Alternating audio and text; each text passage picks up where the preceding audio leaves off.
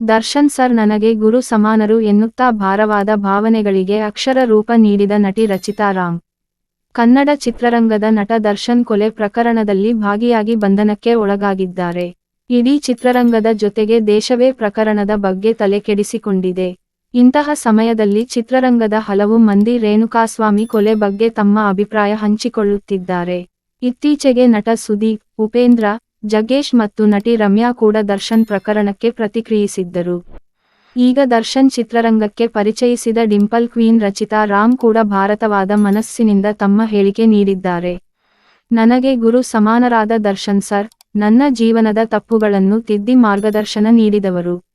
ಇಂತಹ ಪ್ರಕರಣದಲ್ಲಿ ಭಾಗಿಯಾಗಿದ್ದಾರೆ ಎನ್ನುವುದು ನಂಬಲು ಸ್ವಲ್ಪ ಕಷ್ಟವಾಗುತ್ತಿದೆ ಎಂದಿದ್ದಾರೆ. ತಮ್ಮ ಸಾಮಾಜಿಕ ಜಾಲತಾಣಗಳಲ್ಲಿ ಪ್ರಕರಣದ ಬಗ್ಗೆ ಬರೆದುಕೊಂಡಿರುವ ಅವರು, ಧರ್ಮೋ ರಕ್ಷತಿ ರಕ್ಷಿತಃ ಎಂದು ಹೇಳಿದ್ದಾರೆ. ನಮಸ್ಕಾರ. ಈ ನೋಟ್ನ ನಾನು ನಟಿಯಾಗಿ ಅಲ್ಲ ಸಾಮಾನ್ಯ ಪ್ರಜೆಯಾಗಿ ಬರೆಯುತ್ತಿದ್ದೇನೆ. ಇತ್ತೀಚೆಗೆ ನಡೆದ ಪ್ರಕರಣದ ಬಗ್ಗೆ ನನ್ನ ಮಾತು ಎಂದು ತಮ್ಮ ಮಾತುಗಳನ್ನು ಆರಂಭಿಸಿದ್ದಾರೆ. ಮತ್ತಷ್ಟು ಸುದ್ದಿಗಳಿಗಾಗಿ ನೋಡ್ತಿರಿ ಸುದ್ದಿ 99.